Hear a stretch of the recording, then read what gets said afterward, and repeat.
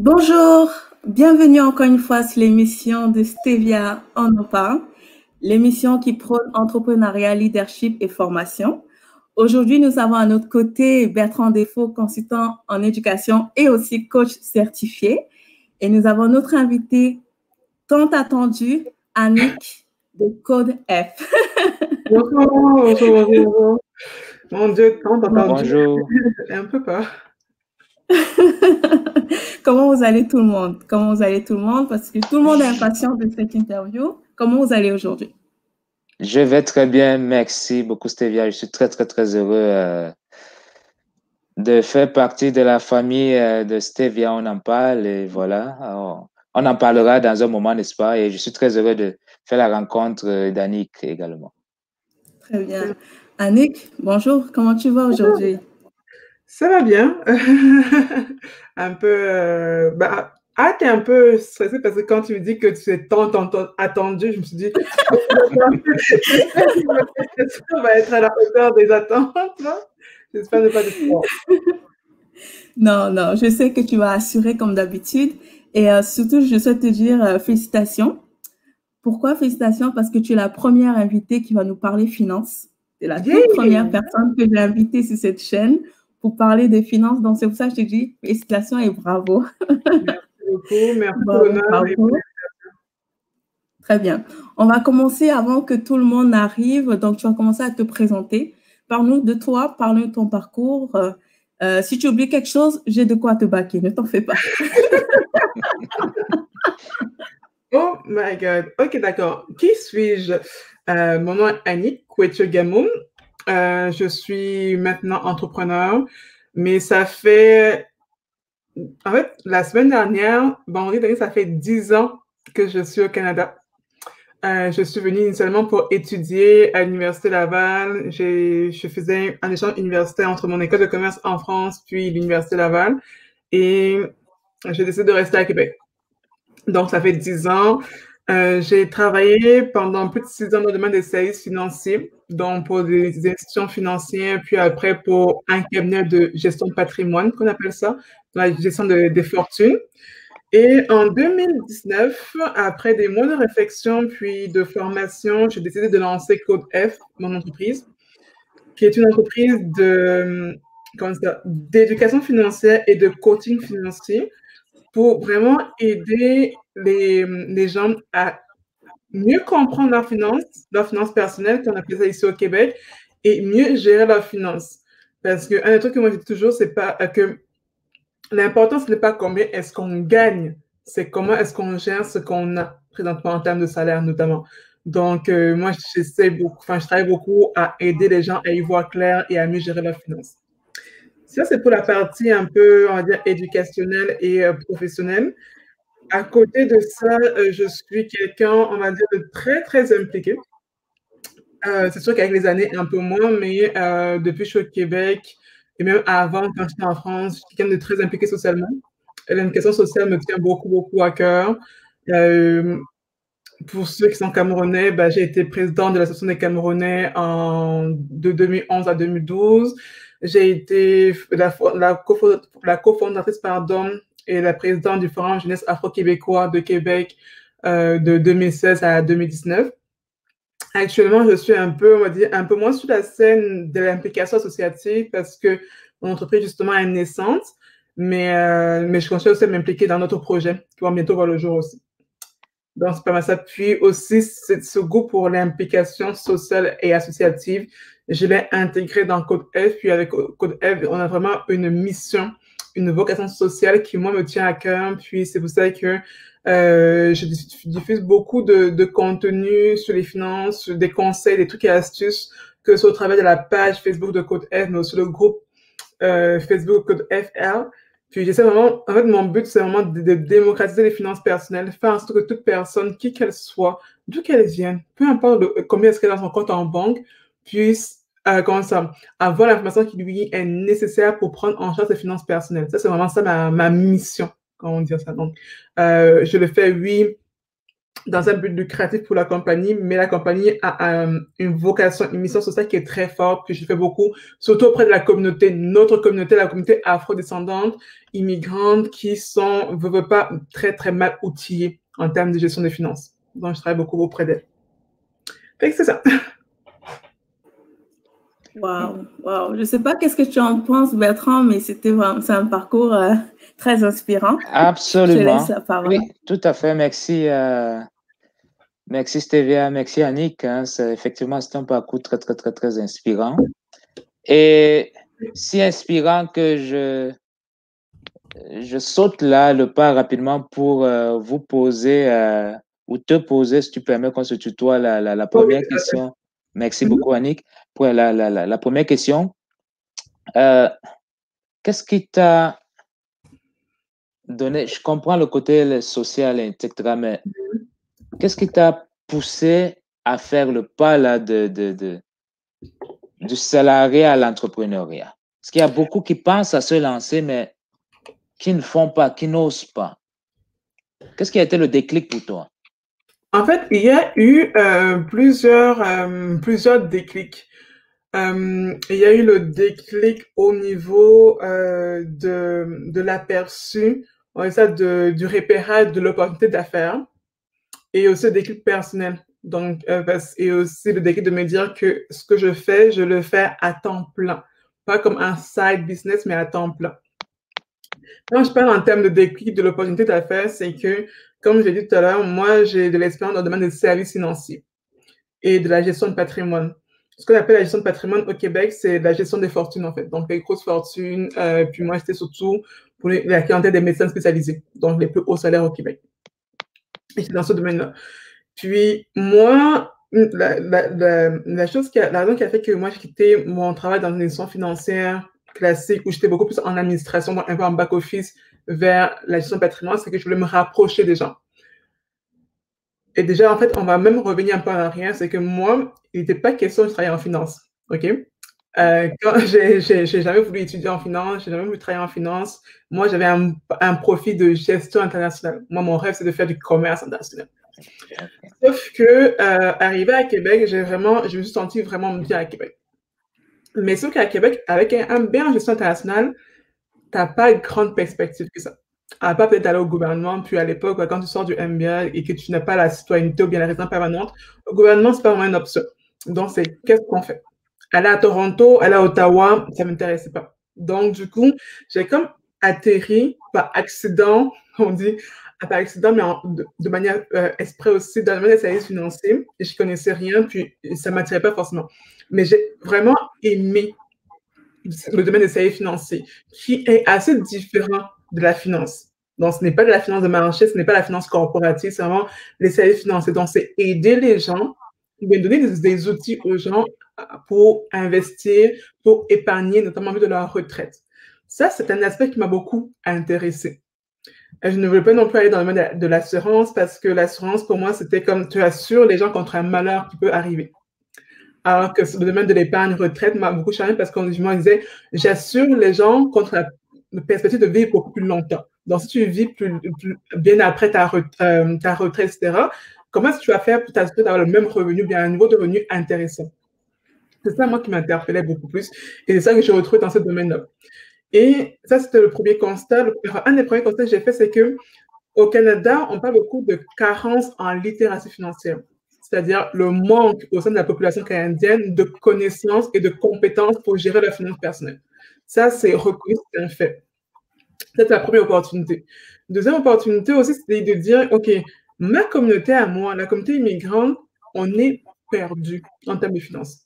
La population canadienne, en général, a des carences en littératie financière, la communauté immigrante encore plus. OK? Donc, c'est comment faire pour desservir au mieux cette communauté-là. Deuxième opportunité. Et ça, après, on peut aller chez les femmes, etc. Donc, mon rêve initial, c'était vraiment d'aller vers, en fait, offrir des solutions d'éducation financière, pas de vendre des produits, parce que j'aurais pu devenir conseillère financière, conseillère en sécurité financière, bien conseillère en placement. Mais ce côté de vente de produits ne m'intéressait pas, ne m'attirait pas. Donc, je suis plus allée vers l'éducation financière pour aider les gens, conseiller les gens, mais sans avoir cette matraque ou bien cette idée censée de devoir leur vendre des produits. Donc ça, c'était ça en termes d'opportunités d'affaires, parce que au Québec, ça se fait très, très peu. Au Canada, encore moins. Des gens qui sont des coachs financiers, sans vendre de produits, il n'y en a quasiment pas. Donc ça, c'était pour la partie opportunité d'affaires. La partie déclencheur personnel, c'était que en fait, j'étais comme rendue à une étape dans mon évolution professionnelle où je ne m'épanouissais plus dans ce que je faisais et que les tâches que je faisais n'étaient pas forcément à la hauteur de mes compétences ou bien de mes attentes par rapport à moi, où est-ce que je me voyais dans ma vie à ce moment-là. Donc, la combinaison des deux, entre l'opportunité d'affaires que j'ai pu voir et le fait que j'étais comme rendue à un certain niveau dans ma carrière, a fait que je me suis dit, je me lance. Wow. Merci, Annick. Je parle beaucoup. C'est clair, là, c'est clair. Merci. Ok, parfait. Je parle beaucoup. Donc, si c'est que je parle beaucoup, s'il vous plaît, interrompez-moi. Sinon,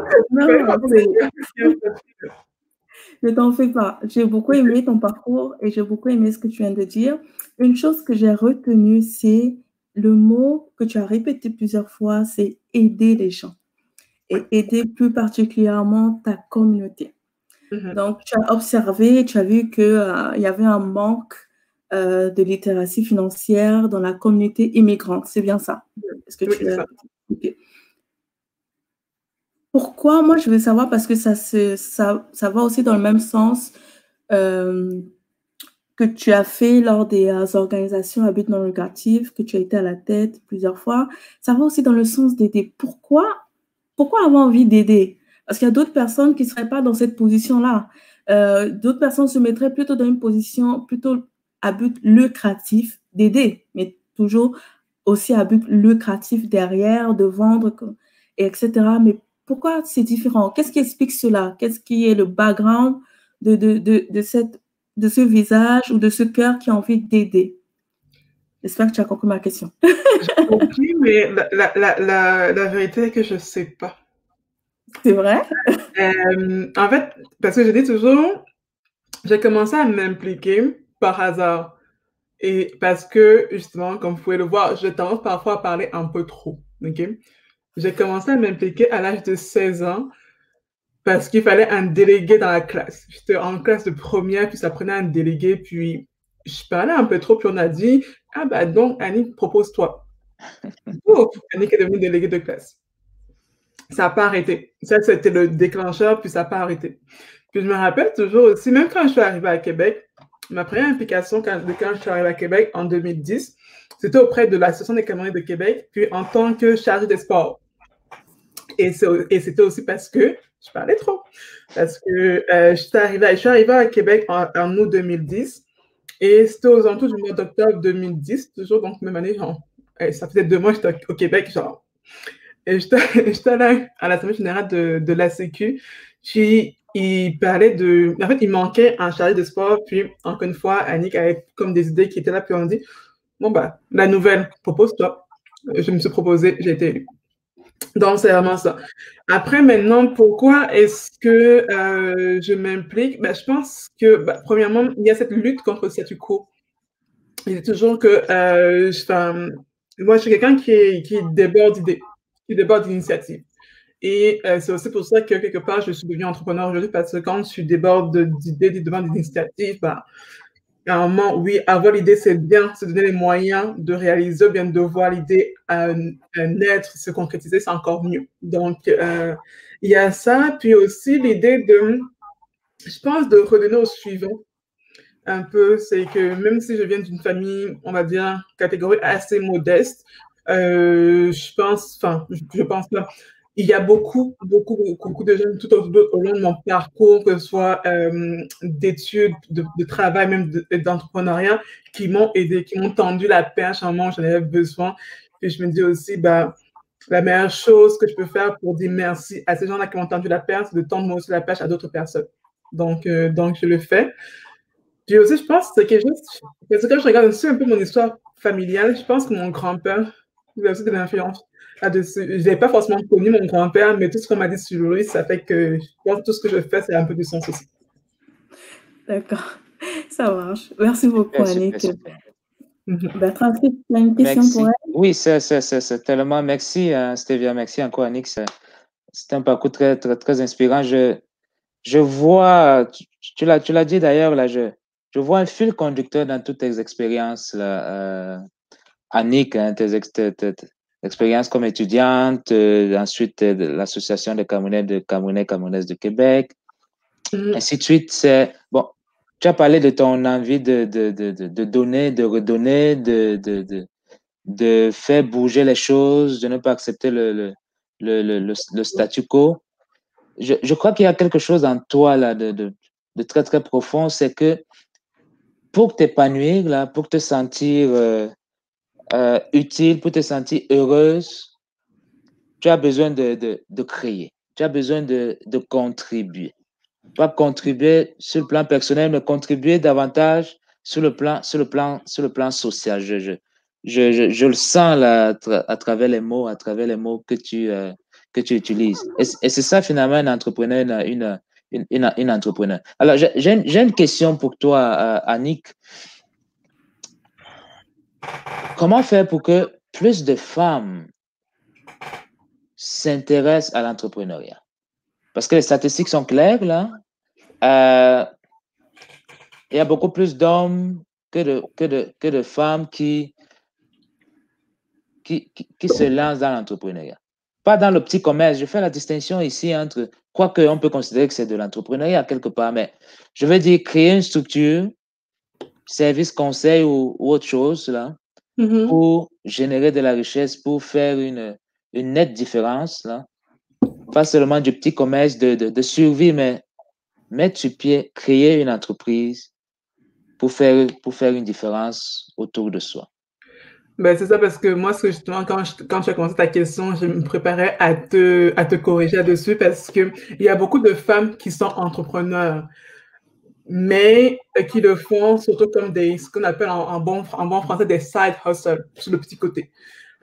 Rares sont celles qui se lancent dans la création d'une entreprise à temps plein. Et encore, même quand on va dans l'entrepreneuriat en tant que tel, effectivement, il n'y a pas tant de femmes que ça qui se lancent, ou encore qu'il y a des chiffres qui commencent à le démontrer, commencent à démontrer qu'elles se lancent de plus en plus.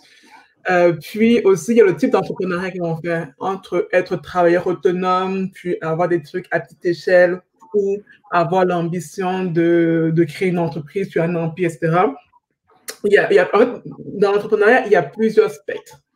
Mais par rapport au spectre que tu décris, donc la création d'une structure, une incorporation en tant que telle, donc une entreprise incorporée avec la pour ambition d'en faire quelque chose de très, très gros, il n'y a pas beaucoup de femmes qui se lancent dedans. Et moi, je n'ai pas la science infuse, je ne peux pas non plus parler pour toutes les femmes. Je dirais que la chose qui, moi, a été un bloqueur, puis je pense que beaucoup, on a le même bloqueur, c'est la peur. Okay? C'est ce qu'on appelle aussi le sentiment d'imposteur qui est très présent chez la femme immigrante encore plus, chez la femme africaine encore plus. Okay? Non, mais c'est vrai. La peur de ne pas être à la hauteur, de ne pas réussir, la peur de sortir des sentiers battus. Ben, ça, en fait, ça, elles le font déjà. Elles sont déjà des sentiers battus. Mais, en fait, honnêtement, quand je me rappelle, quand je me suis dit, quand j'ai lancé mon entreprise, je me suis dit, c'est vraiment comme un saut en parachute.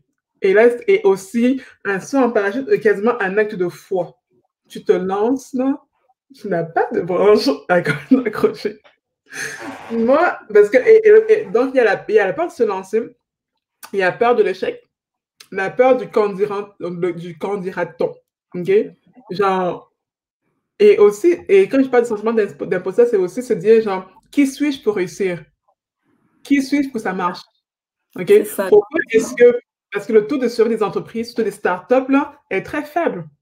À l'échelle mondiale, au Canada, c'est pareil, c'est très faible. Donc, je te pose la question, mais pourquoi est-ce que, pendant que pour tout le monde, ça ne marche pas, pour moi, ça a marché?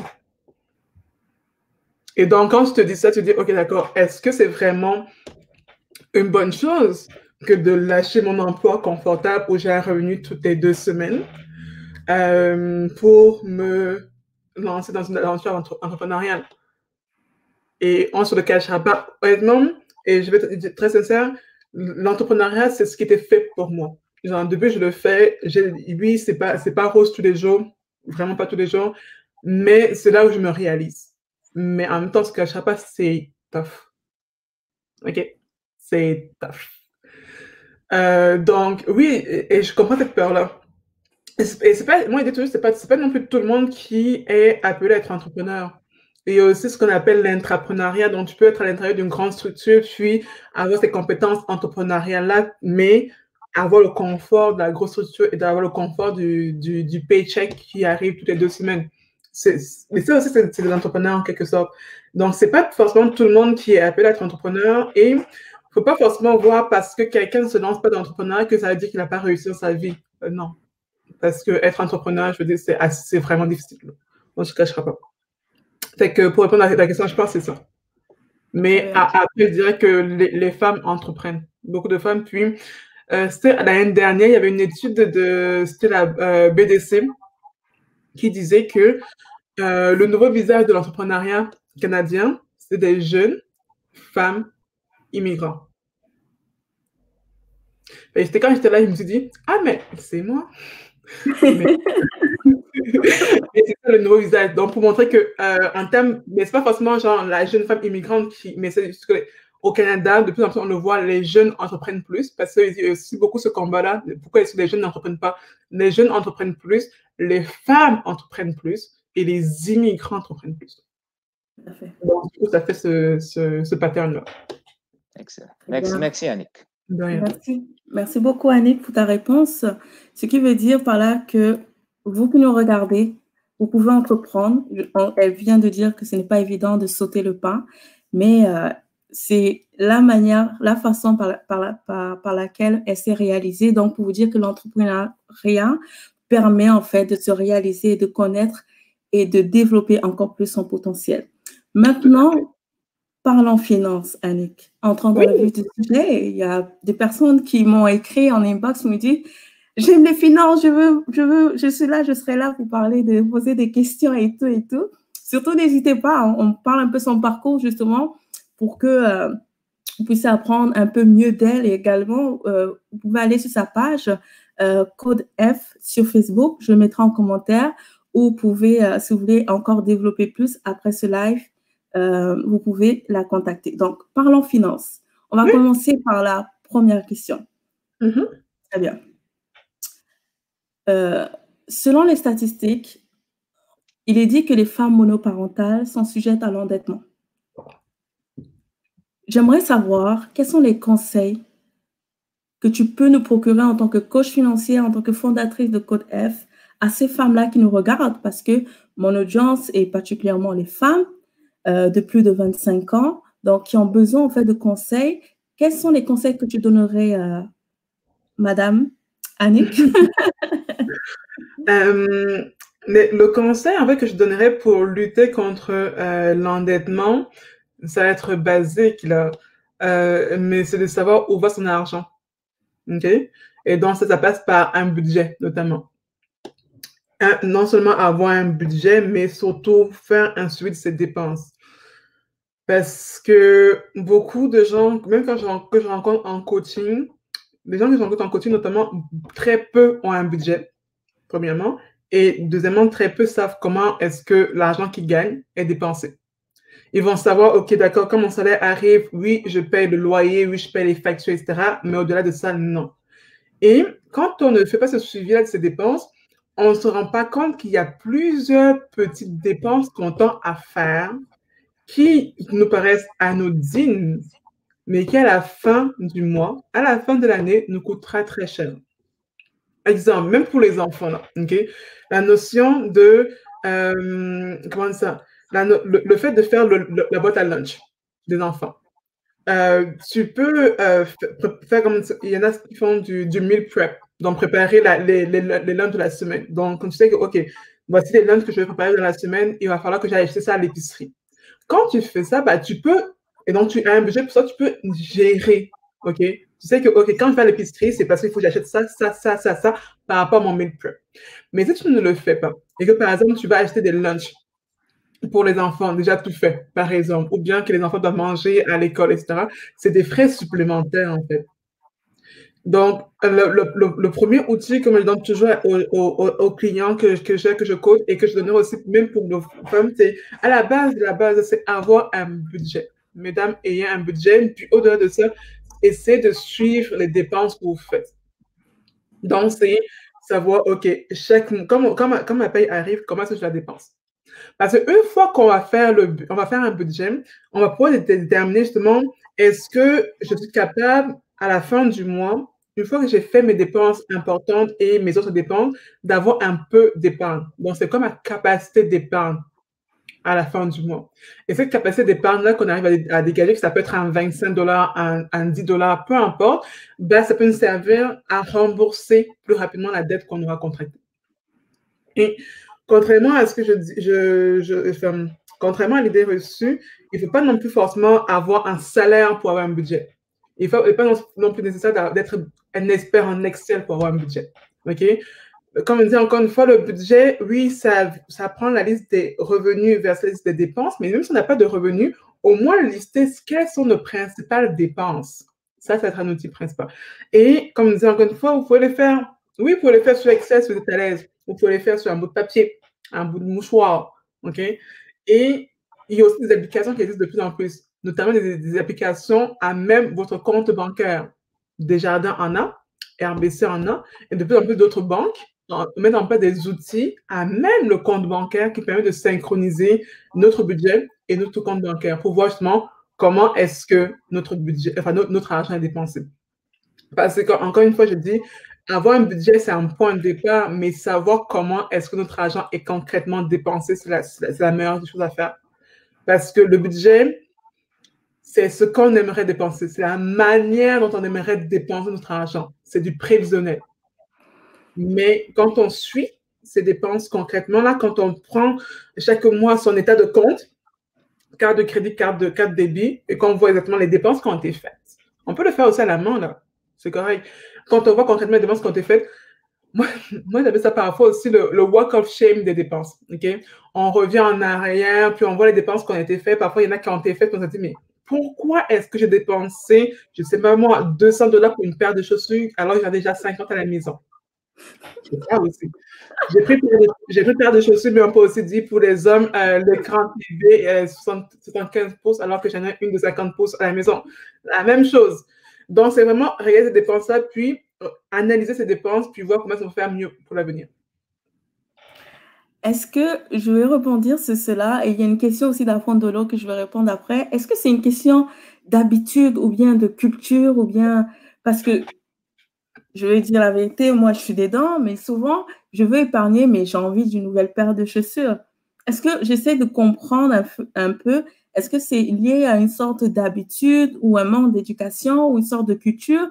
Parce que même si je comprends un peu la notion de budget, souvent c'est difficile de mettre de côté. Dans ce cas-là, qu'est-ce que je fais? Ben, en fait, c'est un mélange de tout ça. Mais surtout, c'est une absence d'objectif financier clair. Ok. Si tu avais un objectif financier clair, ok, tu te disais que, ok, d'accord, dans un an, je vais acheter une maison et que ça me prend tant de mise de fonds, et qu'aujourd'hui, tu aurais envie d'acheter ta nouvelle paire de chaussures, alors que tu en as 50 à la maison, tu te poserais la question, est-ce que l'achat de la nouvelle chaussure en question vaut la peine que je sacrifie mes projets d'accumuler la mise de fonds pour m'acheter ma maison? Donc, c'est ça, en fait. Et je pense qu'il est prévu qu'on en parle un peu plus tard, mais quand je parle avec les gens, c'est savoir, OK, est-ce que tu as des objectifs clairs? En fait, c'est pour tout comme pour tout dans la vie, là, il faut savoir où est-ce que tu veux t'en aller. Et pour les finances, c'est la même chose. Si tu ne sais pas où tu t'en vas, c'est sûr que tu vas faire des dépenses genre inutiles. Et tout le monde est comme ça. Moi aussi, j'adore les chaussures. Aujourd'hui, tout à l'heure, j'étais en train de ranger mes paquets, puis j'ai vu des chaussures qui ça faisait des années que je n'ai pas porté. On est des êtres humains. C'est correct. Mais et c'est pour ça aussi quand je consulte j'ai des gens que je reçois en consultation, je me pose la question, OK, quand tu veux faire une dépense extraordinaire, pose-toi ces 3 questions. Premièrement, en ai-je vraiment envie? OK? Deuxièmement, en ai-je vraiment besoin? OK. Et enfin, si j'en ai besoin, est-ce que je peux me le permettre sans compromettre pour autant mes objectifs à court, moyen, long terme? Donc, tu comprends que ça prend d'avoir des objectifs de vie et des objectifs financiers clairement définis en amont. D'accord, très Nous, bien. on a vu oui, ça peut partir comme ça. D'accord, très bien. Merci. Merci beaucoup. Merci beaucoup, Annick. Avant que tu me poses la question, Bertrand, je vais poser la question d'une intervenante. Internaute. De celle qui nous suit, internaute, merci, Afrondolo, qui demande quel conseil on peut donner au couple dont un des partenaires est beaucoup plus dépensier que l'autre et ne respecte pas le budget. La première question que j'aurais pour vous, c'est est-ce que vous avez eu au départ une vraie conversation par rapport à qu'est-ce que l'argent représentait pour vous? Donc, au départ, et comment est-ce que vous allez gérer l'argent dans votre couple? Il y a ça. La deuxième question, c'est est-ce que votre couple a des objectifs financiers de couple? Si oui, qui sont-elles? Et si oui, est-ce que les deux partenaires y adhèrent? Ça revient à ce que je disais tout à l'heure. C'est que quand on a des objectifs financiers qui sont clairs, et même des objectifs de vie tout simplement qui sont clairs, les décisions qu'on va prendre sur le vif ou bien au jour le jour, on va toujours les confronter à est-ce que ça compromet ou pas l'atteinte des objectifs qu'on s'est donnés. Donc, je pense que le conseil que je donnerais à ce couple-là, c'est vraiment de discuter, puis, premièrement, de savoir, OK, pour chacun des membres, c'est quoi que l'argent représente pour lui. Ensuite, de définir ensemble des objectifs financiers de couple. Ça peut être acheter une maison ensemble, ça peut être partir en voyage ensemble, ça peut être se marier, ça peut être plein de choses. Mais c'est quoi des objectifs financiers de couple qu'on a? Parce qu'en fait, quand je parle d'objectifs de vie, là, on ne se le cachera pas, puis ce n'est pas non plus du capitalisme que je fais. Tout objectif de vie se traduit par des objectifs financiers. OK? Parce que dans le monde où on est, ça prend de l'argent pour tout. Donc, c'est vraiment définir ces objectifs de vie-là. Après, définir le pendant financier de ces objectifs de vie-là, puis voir aussi comment est-ce qu'on fait pour y arriver. Et je pense qu'une fois que c'est clairement défini et que les deux partenaires y adhèrent ensemble, ce sera beaucoup plus facile. C'est mon avis à moi. Wow. J'apprécie beaucoup ta réponse. Elle est vraiment ponctuelle. Donc, Bertrand, tu as une question pour elle, vas-y. Oui, très merci, Stevia. Très bonne réponse, claire, précise. Souvent, Annick, Stevia et les internautes, quand je parle de finances, j'aime utiliser la métaphore, l'image d'un match de hockey, match de foot, peu importe. Il y a la défense, il y a l'attaque. La défense, pour moi, c'est limiter les dépenses. Faire attention, comme tu as si bien expliqué, Annick, à ce qui sort. Mais il y a l'attaque aussi. Je pense qu'une façon d'atteindre ses objectifs financiers ou une façon de rester équilibré dans ses dépenses, en plus de limiter les dépenses, d'être équilibré dans ses finances, en plus de limiter les dépenses, ce serait d'augmenter ses revenus. Oui. Moi, c'est une stratégie que j'utilisais personnellement, que j'ai utilisée à un moment où j'avais du mal à équilibrer avant de prendre conscience, et il y a plusieurs années maintenant, avant de prendre conscience de ce que tu viens d'expliquer, où j'avais du mal à, voilà, les dépenses, les entrées, les dépenses, etc. C'était d'augmenter mes revenus, de mettre en place des stratégies pour augmenter mes revenus. Qu'est-ce que tu peux conseiller sur ce plan-là? Comment est-ce qu'une femme, un couple, peut aller chercher plus de revenus? En fait, comme je disais tout à l'heure en introduction, il faut faire aussi attention à ça. Parce que le plus important, il faut d'abord, avant d'aller chercher à comment faire pour avoir plus d'argent, gagner plus d'argent, il faut vraiment se poser la question, comment est-ce que je gère l'argent que j'ai déjà actuellement? OK? Parce que tu peux vouloir remplir un panier comme tu veux, s'il y a des trous à l'intérieur, il ne se remplira jamais. OK? Donc, c'est vraiment faire un stop, puis se poser comment est-ce que je gère l'argent que j'ai actuellement. Et c'est là que le budget et surtout le suivi des dépenses va entrer en considération. Première chose. Deuxième chose, j'ai publié dans le groupe Facebook de Code F, je pense que c'était jeudi, un article qui disait quoi penser avant de cumuler 1, 2 ou 3 jobs. Parce qu'au Canada, au Québec, il y a ce qu'on appelle l'impôt. L'impôt prélevé à la source et l'impôt prélevé une fois par année. Donc, au vu de ça, donc c'est là que là, c'est plus des considérations un peu plus complexes en termes de coût marginal d'imposition, donc la fiscalité, etc. Mais c'est vraiment se poser la question, pour chaque dollar supplémentaire que je vais aller chercher, qu'est-ce que l'impôt va me prendre et qu'est-ce qui va réellement rester dans les poches? À moins de faire des activités non déclarées, mais il faudrait vraiment penser à ça. Donc, il y a ça. Après, maintenant, pour diversifier les revenus, il y a plusieurs options. Il y a des options, oui, qui vont coûter cher en termes d'impôts. Donc, c'est des revenus, avoir un travail supplémentaire, une activité de travail autonome supplémentaire parce que, si tu deviens livreur Uber avec ta voiture, à la fin de l'année, tu vas quand même le déclarer en tant que travailleur autonome. Donc, l'impôt, il y aura dessus. Mais après, tu peux aussi investir, notamment investir en bourse, investir dans l'immobilier. Et là, ça peut faire des sources de revenus, ce qu'on appelle les sources de revenus passifs. Donc, en fait, et c'est vraiment la forme d'investissement à privilégier. Quand on parle de sources de revenus passifs, c'est quoi? C'est que, de sorte que c'est un investissement qui fait en sorte que même quand tu dors, l'argent produit pour toi. Donc, ça peut aussi être une alternative. Donc, là, on parle d'investissement à la bourse. Il y a différents degrés d'investissement à la bourse, OK? Quand on parle d'investissement à la bourse, pas forcément être un day trader ou bien le loup de Wall Street. Ça, c'est le niveau maximum. Tu as d'autres niveaux intermédiaires par rapport à ça. Puis sinon, l'investissement dans l'immobilier aussi peut marcher, puis il y a d'autres sources aussi. Mais c'est vraiment se poser la question, encore une fois, OK, comment est-ce que je suis capable de gérer l'argent que j'ai actuellement? Premièrement. Et deuxièmement, qu'est-ce que ça va me coûter en termes d'impôts supplémentaires à payer sur les revenus que je vais aller chercher? Merci Annick. Stevia, qu'est-ce que tu en penses?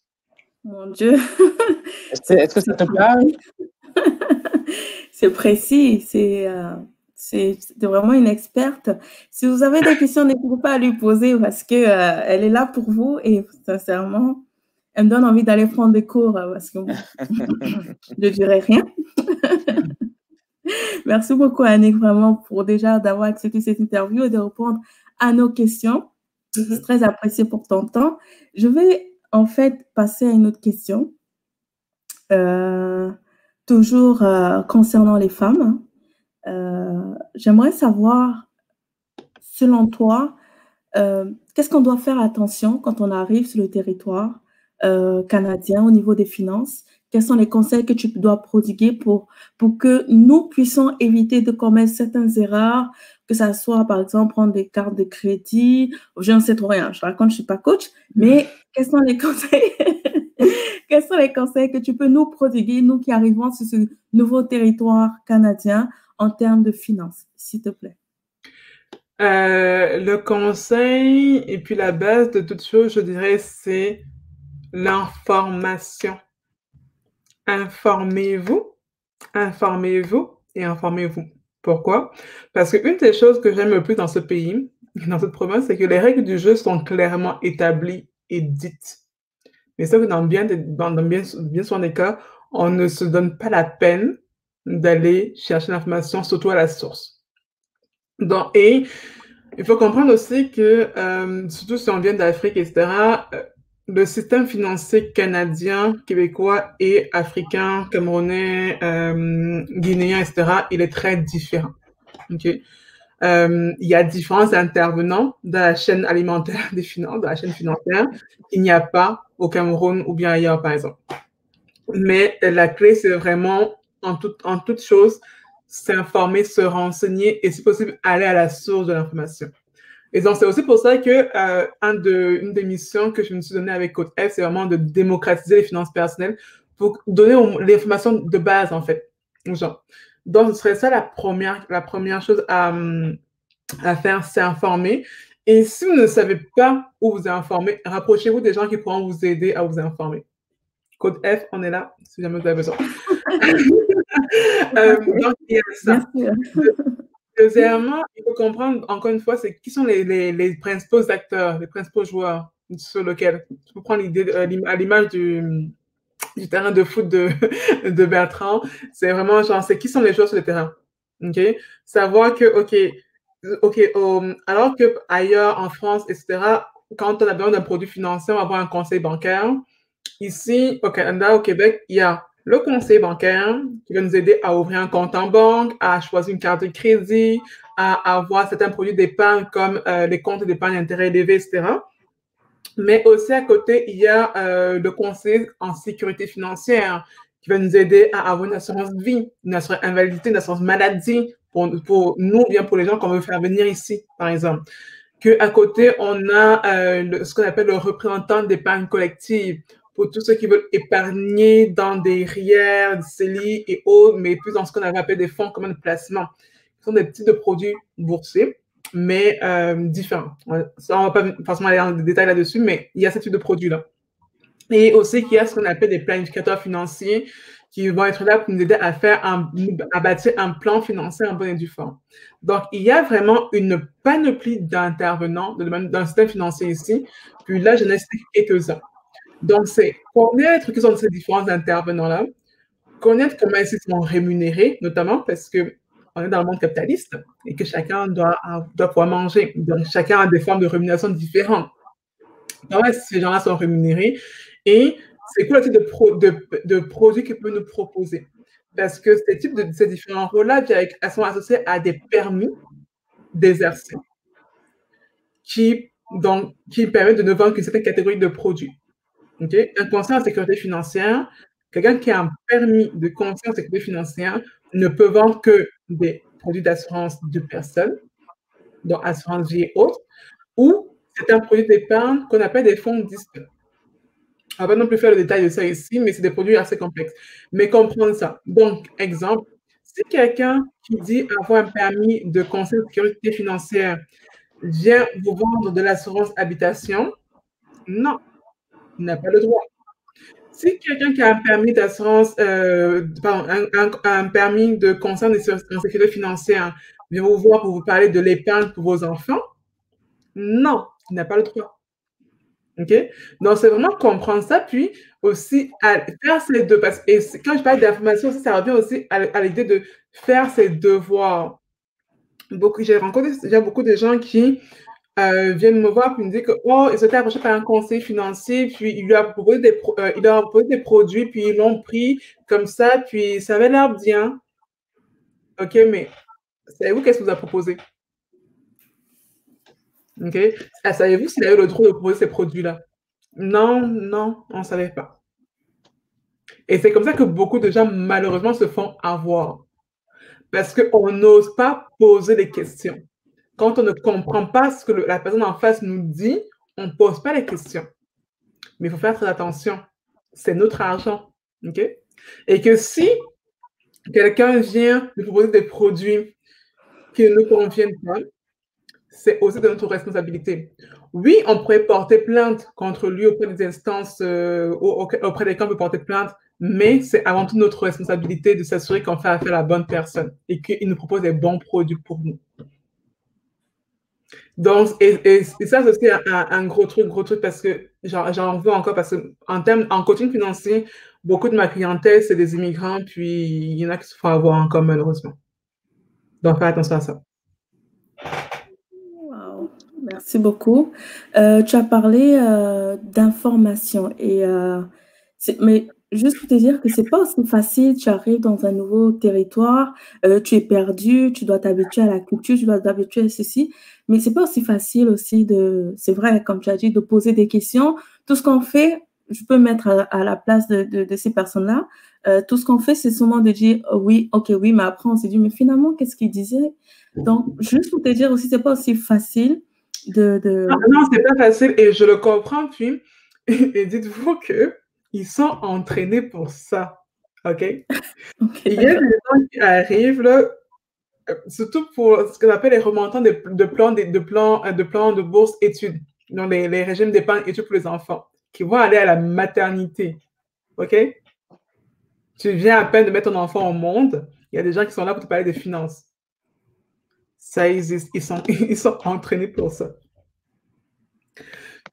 Mais encore une fois, et je veux dire, même moi en tant que consommatrice, là, parfois, je suis comme genre, il y a des domaines sur lesquels je suis comme genre, OK, je pose pas de questions. Mais comprendre que, premièrement, quand on fait avec un conseil financier et autres, là, ce n'est pas un mariage, genre, on n'est pas marié genre, pour la vie. Là. On peut, si ton conseil financier, il est là, puis, et que si le jour 1, tu n'as pas de questions, mais le jour 2, tu as des questions, que tu vas le voir, il ne répond pas à tes questions, tu as le droit de changer de conseil financier. On s'entend là. Et il faut, mais en même temps, il faut toujours se rappeler que c'est notre argent. Parce que quand je lis parfois la presse spécialisée, là, notamment par rapport au conseil financier et autres, je vois encore beaucoup de cas de condamnation de conseils financiers pour des cas de fraude. Il y a différents degrés de fraude, là, mais c'est surtout parce qu'aussi, ils n'ont pas donné la bonne information aux clients.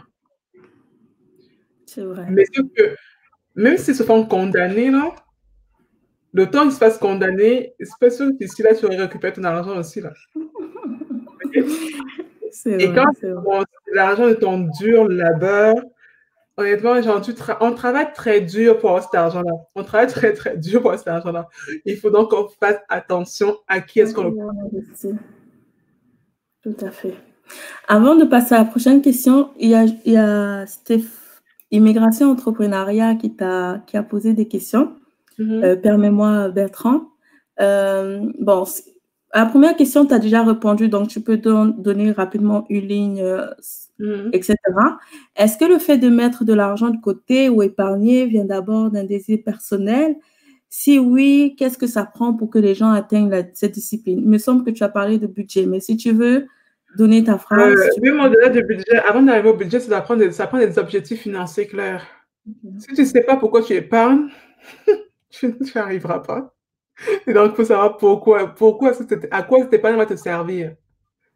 Honnêtement, et aussi, à quoi cet épargne va te servir, c'est quoi ton objectif et à quel point tu accordes de l'importance à cet objectif-là.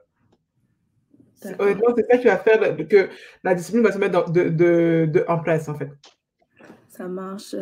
Et sa deuxième question de l'immigration entrepreneuriat, il demande, selon vous, quel pourcentage de son salaire faudrait-il épargner afin de se prémunir des besoins de base minimales en cas d'imprévu?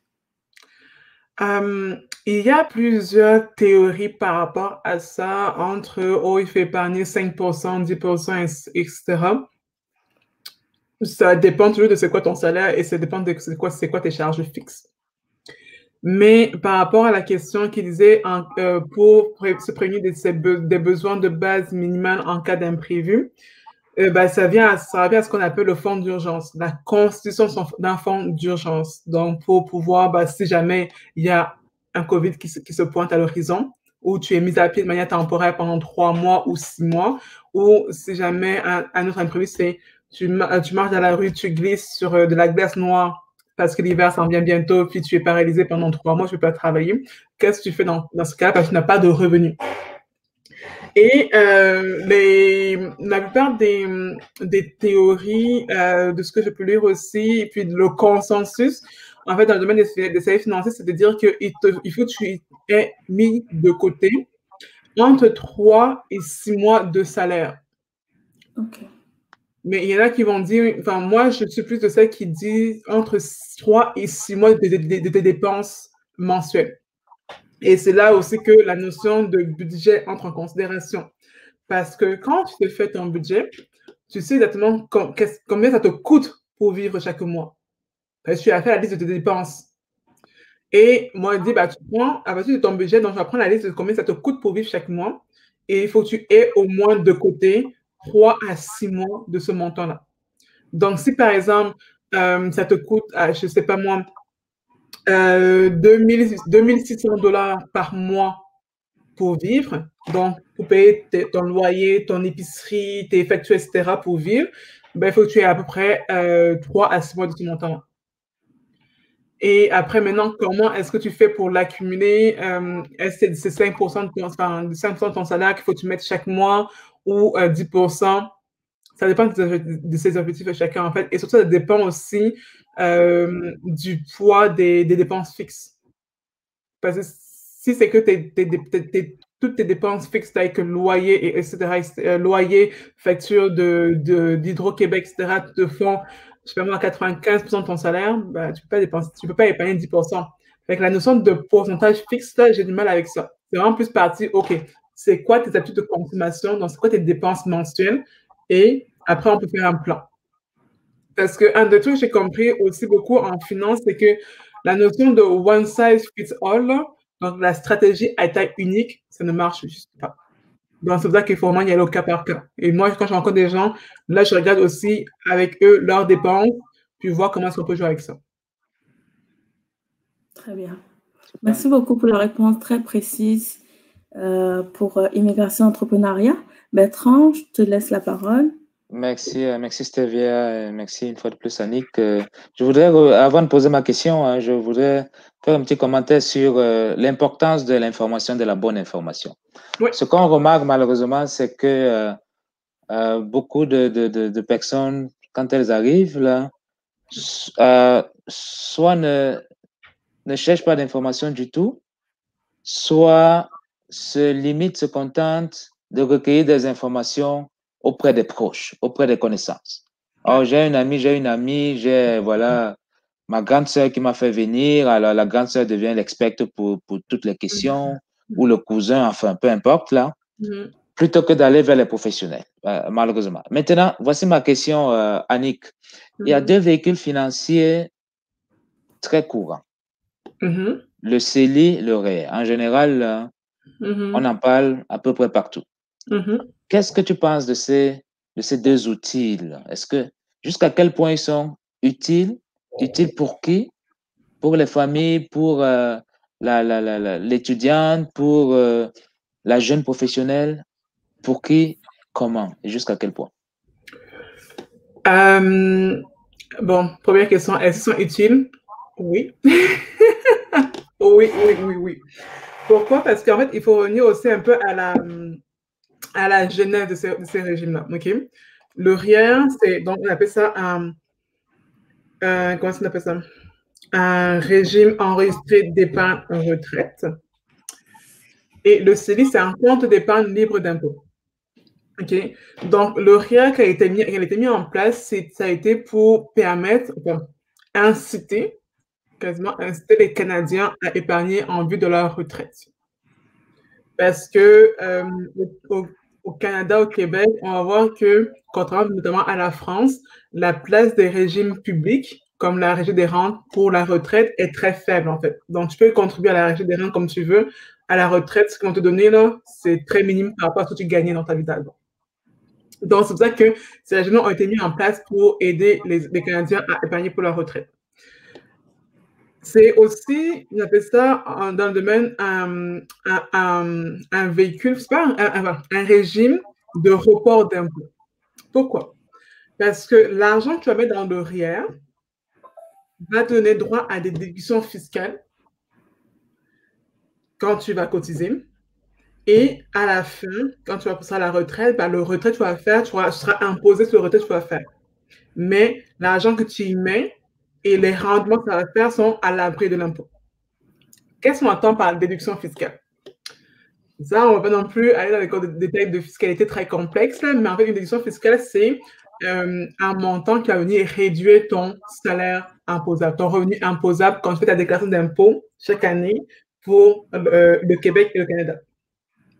Donc, en fait, le fait de faire une contribution au REER vient réduire, en fait, ça vient réduire le montant d'impôt que tu payes. Et l'argent que tu y mets grandit à l'abri de l'impôt. Donc, c'est quelque chose qui est très avantageux, surtout pour les travailleurs. Pourquoi? Parce que chaque année, les droits de cotisation que tu peux faire dans un REER sont déterminés par rapport à ton revenu de travail, d'emploi. Donc, il faut que tu sois en emploi pour avoir droit à ça. Et il y a plusieurs stratégies qui sont mises en place qui vont faire en sorte que ça peut être plus ou moins avantageux. Si quelqu'un est étudiant et aux études, contribuer à un REER, pas forcément la chose la plus avantageuse à faire. Pourquoi? Parce que son revenu imposable n'est pas si élevé que ça. parce qu'il travaillera à temps partiel, disons, par exemple. Puis, est-ce que sur le peu de revenus imposables qu'il a, il a besoin de baisser, de baisser encore plus son impôt? En général, quand tu es aux études, bah, l'impôt te donne de l'argent chaque année et tu ne payes pas tant d'impôts que ça. Donc, est-ce que le rien est intéressant? Pas trop. Mais pour quelqu'un qui est travailleur, surtout pour les gens qui ont des gros revenus, le rien peut être une stratégie intéressante. Et là encore, c'est à voir au cas par cas. Et contrairement à ce que les gens pensent, puis contrairement à ce qui est associé à la terminologie de RIER, le RIER n'est pas uniquement pour la retraite. Okay? Tu peux contribuer au RIER et sortir de l'argent avant ta retraite sans avoir à payer d'impôts dans deux principales situations. Soit quand tu achètes une propriété, okay? Donc tu achètes une maison, donc tu entres dans ce qu'on appelle le régime d'accès à la propriété. Ça te permet de sortir de l'argent de ton RIER, net d'impôts, pour t'acheter une maison. Le deuxième cas, c'est quand tu retournes aux études. Donc, imaginez, moi, par exemple, j'ai étudié, j'ai travaillé et je retourne aux études. Je pourrais aller prendre l'argent de mon RIER pour dire, j'ai besoin d'argent parce que je n'ai comme pas vraiment de revenus pendant que je veux retourner aux études. Donc, j'ai besoin d'argent de mon RIER pour pouvoir subsister. Et là aussi, tu peux sortir de l'argent de ton RIER net d'impôts. Donc, ça, c'est un autre élément par rapport au RIER qui fait que c'est très avantageux. Il y a aussi, en fait, il y a plusieurs éléments qui font que le RIER est très, très avantageux. On pourra en discuter à longueur de journée. Mais en gros, on dit toujours, un RIER, c'est très avantageux et ne pas forcément croire que c'est uniquement pour la retraite. Et pour les immigrants qui nous écoutent, qui se disent que oui, mais moi, je prévois prendre ma retraite au pays, que ce soit au Cameroun ou en Éthiopie, peu importe où ton pays est, mais qui disent, je ne pourrais pas prendre ma retraite ici, au Québec, au Canada, donc ça ne me sert à rien d'épargner. Moi, je dirais, épargnez quand même dans un RIER. Pourquoi? Parce que vous avez droit à la déduction fiscale de base. Et puis aussi, quand vous allez sortir ça plus tard, vous pouvez quand même avoir accès à votre argent, même si vous ne vivez plus au Canada. Mais au moins, vous aurez quand même aussi sauvé de l'impôt au départ. Donc, il y a ça pour le RIER. Le CELI est un compte, je dirais, je pense le compte le plus avantageux qui soit. Et accessible à tout le monde. À partir du moment que vous avez 18 ans, que vous vivez au Canada. Pourquoi? Parce que le CELI, comme le nom le dit, c'est un compte d'épargne libre d'impôt. L'argent que tu y mets, certes, ne réduit pas l'impôt que tu vas payer à la fin de l'année, ok? Mais l'argent que tu y mets va grandir aussi à l'abri de l'impôt. Et comme quand tu as cotisé dans le CELI, tu n'as pas eu droit à la déduction fiscale, quand tu vas sortir l'argent de ton CELI, peu importe quand tu le sors, tu ne payes pas d'impôt non plus dessus. Ça, c'est très avantageux aussi. Et après, encore une fois, même pour le CELI, il y a d'autres spécificités qui viennent avec ça, qui font que c'est un produit très avantageux. Mais l'un comme l'autre, c'est des produits qui ont été mis en place par les gouvernements pour permettre à monsieur et madame tout le monde du Canada de gagner un peu, enfin, comment dire en bon québécois, de sauver un peu d'impôts. Donc, ça a utilisé sans parcimonie. C'est sûr que oui, il y a des règles aussi associées à ces différents comptes, parce que notamment des limites de cotisation, que ce soit au RIER ou au CELI, parce qu'effectivement, le gouvernement a mis ça en place pour vous permettre de sauver de l'impôt. On ne peut pas non plus ouvrir ça très, très large. Il y a des restrictions par rapport à ça, mais c'est des produits qui définitivement valent la peine. Associé à ça aussi, pour les parents, il y a le régime d'épargne études qui est aussi à utiliser sans parcimonie, celui-là. Pourquoi? Parce que, contrairement au pays d'où on vient, ici, on permet aux parents d'épargner pendant qu'ils sont actifs encore pour les études de leurs enfants. Donc, d'épargner petit à petit pour les études futures de leurs enfants, donc, que sur l'enfant à l'université ou au cégep. Et ce qui est encore meilleur, c'est qu'en plus du fait que les parents qu'on met de côté pour les enfants grandissent lui aussi à l'abri de l'impôt, on a la chance que le gouvernement, à la fois du Québec et du Canada, donne des subventions pour l'étude de nos enfants. Et un truc aussi dont on parle beaucoup actuellement, c'est que Pour les parents à faible revenu, le simple fait d'ouvrir un REER, pas un REER, pardon, un R3E, dans un régime enregistré d'épargne études, et même s'ils ne mettent rien là-dedans, ils ont juste allé voir un conseiller financier à la banque ou un conseiller indépendant, ils ont ouvert un compte comme ça. Ils n'ont pas besoin de mettre $1 dedans, que le gouvernement leur donne une subvention, déjà. De $500 pour la première année et de $100 par année pour les années suivantes. Donc, honnêtement, là, c'est 3 régimes magiques, là, mais toute personne devrait avoir ça dans son portfolio de régime d'épargne. Toute personne, les 3. Enfin, c'est sûr que les parents n'ouvraient pas de R3, ça ne servira à rien, mais si vous êtes parents, ouvrez ça. Ça va. Merci beaucoup pour cette réponse très précise. Donc, pour préciser, REER, CELI, de toute façon, ça concerne le Canada. Donc, ceux qui vont me regarder de France, ça sera pour un autre débat. Donc, j'aimerais continuer. Justement, tu as parlé de... Je ne sais pas si tu as parlé de crise, mais j'aimerais parler de la crise actuelle qui a frappé beaucoup de femmes entrepreneurs. Et notamment, je pense que tu m'en as parlé, si je ne me trompe pas, concernant ta compagnie. Quelles sont les informations, les conseils pour une meilleure relance ou une meilleure santé financière entrepreneuriale? Les conseils pour une meilleure relance, je pense que le point de départ pour toute chose, peu importe le contexte, c'est de faire le point sur sa santé financière. Okay? Avant de mettre en place un plan, peu importe le plan, il faut savoir c'est quoi le diagnostic. Quand on va voir le docteur, la première chose qu'il nous propose de faire, c'est faire un diagnostic de ta santé. Et c'est la même chose qui s'applique aussi aux finances. Donc, même quand je reçois des gens en coaching, entrepreneurs, professionnels, étudiantes même, le point de départ, c'est vraiment de faire le bilan de santé financière. Donc, savoir en date d'aujourd'hui, disons, c'est quoi est-ce que tu as des dettes? Si oui, c'est quoi le montant de tes dettes? Est-ce que tu as de l'épargne, de l'actif à côté? Si oui, c'est quoi le montant? Et avec ces éléments-là, on va pouvoir déterminer c'est quoi ta valeur nette. La valeur nette, en français, c'est juste savoir combien est-ce que tu pèses. Okay? En français, très, très vulgarisé, c'est ça en fait. Combien est-ce que tu pèses? Est-ce que tu pèses léger ou lourd ou tu es dans le négatif complet? À partir de là, on va aussi poser la question, OK, c'est quoi votre profil financier? C'est quoi votre personnalité financière? Moi, je prends beaucoup aussi la comparaison pour dire, OK, es-tu plus souris? Pardon, pas souris, mon Dieu. Es-tu plus cigale ou fourmi? OK? Donc, est-ce que pour toi, l'argent, c'est plus un moyen de te faire plaisir, d'acheter toutes les chaussures, télévision du monde? Ou bien si tu es plus quelqu'un qui va pouvoir travailler à mettre toujours de l'argent de côté pour les jours de vache maigre, etc.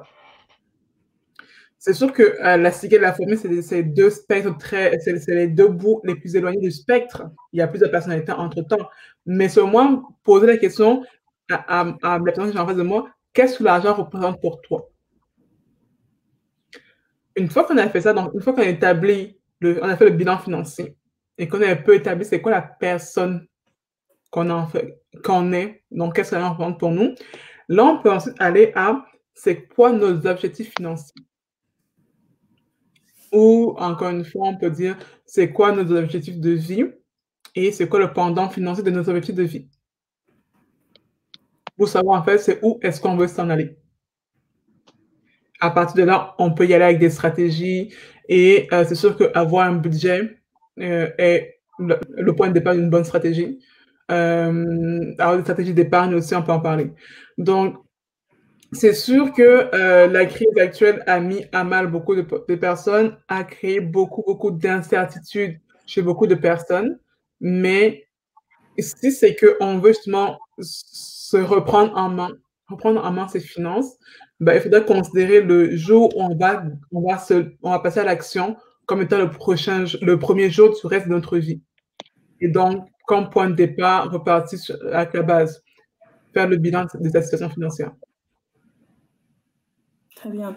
Juste une petite question. Est-ce qu'il y a des aides je suppose qu'il y en a des aides pour justement pour une relance économique pour ces femmes entrepreneuriales. Que conseilles-tu par rapport à ces aides-là? Est-ce qu'on parle des aides pour la personne, donc la femme entrepreneur, ou bien Non, la pour femme entrepreneur, pour l'entreprise, des aides pour cette relance économique? Eh ben, c'est sûr que le gouvernement est en train de mettre en place le plan de relance, que ce soit au niveau du Québec ou du Canada, des plans de relance économique. Il n'y a pas grand-chose qui va s'adresser à l'individu derrière l'entreprise. Il y a des programmes pour les entreprises, mais pour l'individu en tant que tel, pas grand-chose. Parce qu'en plus, la PCU, dans la prestation canadienne d'urgence, se termine dans un mois. Oui, bientôt. Donc, à part la PCU qui s'adresse donc à l'individu, le reste des programmes, c'est plus pour les entreprises. Il y a encore entreprises, ça dépend de ton niveau. Est-ce qu'une start-up, une entreprise en croissance, et surtout, la plupart des programmes que je vois, surtout, c'est pour des entreprises considérées comme innovantes. Donc, entreprises techno. Mais pour l'individu, donc la femme entrepreneur, il va avoir, oui, la PCU qui va être remplacée par l'assurance emploi à partir du mois d'octobre. Après, ça dépend de son statut. Est-ce qu'elle est entrepreneur en démarrage, pas encore lancé parce qu'il y a des programmes, notamment le programme de soutien au travail autonome. D'Emploi Québec peut aussi aider à avoir un peu d'entrée d'argent jusqu'à la première année de démarrage d'entreprise. C'est une possibilité aussi. D'accord. Très bien. Merci beaucoup. Avant de passer à une prochaine question, il y en a eu un commentaire d'Afrondolo qui revenait sur le sujet d'éducation financière concernant les enfants. Elle demande qu'elle a l'impression qu'il n'y a pas assez d'éducation financière des enfants. Est-ce que vous avez fait, elle demande, faites-vous le même constat? À partir de quel âge devrions-nous les sensibiliser? Comment le faire? Oui, le constat, il est clair, il est majeur. C'est aussi pour ça que j'ai choisi de me lancer dans le domaine. Il y a des carences en littératie financière au sein de la population. Il y a quelques années, je pense que c'était en 2017, le gouvernement provincial donc, du Québec a remis à l'agenda, enfin, dans le cursus scolaire des élèves du secondaire, au secondaire 5 des cours d'éducation financière. Je ne sais pas si c'est en 2017 ou 2018, mais en tout cas dans ces eaux-là. Mais après, c'est vrai que aussi toutes les générations qui n'ont pas eu ces cours-là, qui sont maintenant au cégep, à l'université ou dans la vie professionnelle, ils sont comme un peu laissés à eux-mêmes. À quel âge est-ce qu'il serait bon de commencer à sensibiliser les enfants aux finances? Je dirais, je ne sais pas le plus tôt possible, mais quand même, moi, ce serait plus ma recommandation personnelle, là, mais je dirais à partir du moment qu'on commence à leur donner de l'argent de poche. À partir du moment qu'on commence à donner de l'argent de poche aux enfants, il faudrait commencer à les sensibiliser à l'argent. Et ce qui est cool, c'est qu'il commence à avoir certaines applications qui commencent à arriver sur le marché pour aider justement les enfants à gérer les parents à gérer à éduquer financièrement leurs enfants. Mais je pense qu'à partir du moment qu'on commence à donner de l'argent de poche aux enfants, il faudrait commencer, à les sensibiliser aux finances. D'accord. Mais elle demande comment le faire. Comment? Est-ce que tu as des petites astuces? Premièrement, avoir une discussion aussi avec eux, sur comment est l'argent. Moi, je me rappelle aussi des fameuses tirelires qu'on n'utilisait plus. Quand on parle de sensibiliser à l'argent, c'est quoi? C'est surtout montrer l'importance pour les enfants de plus jeune âge de penser à épargner. Dans le sens, ou bien de garder de l'argent, mettre de l'argent de côté pour des projets qui nous tiennent à cœur. Sans forcément toujours dépendre de papa, maman pour vous acheter ci, ça. Donc, le fait d'avoir comme, je sais pas, leur offrir une tirelire, puis, et ça, je pense, c'est aussi au travail de discussion, de discussion sur comment est-ce que l'argent se fait, comment marche le monde de l'argent, puis aussi leur donner comme des petits défis pour les inciter à épargner de eux-mêmes. Donc, si par exemple votre enfant se dit, par exemple, je sais pas moi, il veut acheter le nouveau jeu le nouveau jeu FIFA 2020, je pense, un exemple comme ça, l'inciter à lui mettre de l'argent de côté à partir de l'argent de poche que vous donnez, que de simplement attendre que papa, maman achète ce jeu-là pour lui. Donc, c'est des trucs comme ça qu'on peut faire pour montrer à l'enfant que le Père Noël, premièrement, n'existe pas non plus toujours, mais aussi que c'est important que lui, pour ses besoins à lui, pour ses produits, pour ses objectifs à lui, doivent aussi mettre de l'argent de côté. Mais tu sais qu'en même temps, la vérité est que je n'ai pas encore d'enfant et je ne sais pas comment faire. Donc, je comprends. C'est mon point de On vue. comprend, il n'y a pas de problème. Il y a un internaute qui... aussi pour dire qu'il y a aussi des... comment dire ça? Des... qu'est-ce que je veux dire? Des ateliers d'éducation financière qui se font pour les enfants. Nous, Code F, on n'en fait pas pour l'instant, mais il y a des ateliers qui se font aussi pour des enfants. Très bien. Merci beaucoup pour cette information. Il y a un internaute qui souhaite intervenir parce qu'il est spécialisé dans la finance également. Il veut dire peut-être 2-3 mots. Il ne va pas tarder à venir. Mais en attendant, il y a Bertrand qui a une question pour toi. Oui, merci, merci Stevia. Merci une fois de plus. Annick, avant de poser ma question, je voudrais rebondir sur la fin de ton intervention là. Tu as dit que Code F n'offre pas encore de coaching et d'accompagnement sur les finances pour les enfants. Éducation en offre là. Dans notre programme de leadership, on a un programme pour les jeunes de 6 à 20 ans. Donc, c'est un programme qui touche à la fois la littératie financière, le leadership comme tel, l'intelligence émotionnelle, les stratégies d'apprentissage, etc., etc. Donc, voilà. Ça, c'était une parenthèse. Maintenant, voici la question, Annick. Je reviens à l'entrepreneuriat parce que pour moi, c'est important. Je pense que c'est, selon moi, hein, c'est ma vision, c'est mon analyse, c'est la clé à travers laquelle les femmes, qu'elles soient immigrantes ou non, et pas seulement les femmes, l'être humain, peu importe qui, c'est la clé pour atteindre ce qu'on a communément appelé son autonomie, sa liberté financière. C'est la clé de l'épanouissement, selon moi. Maintenant, quelles sont les qualités qu'il faut, parce que c'est une question qu'on m'a posée déjà, quelles sont les qualités qu'il faut, Annick, pour devenir entrepreneur? Quelles sont les qualités, les compétences là, à développer? Surtout pour les plus jeunes, hein, pour qu'ils, elles voient déjà peut-être le chemin à parcourir, les choix à faire avant d'atteindre un certain âge.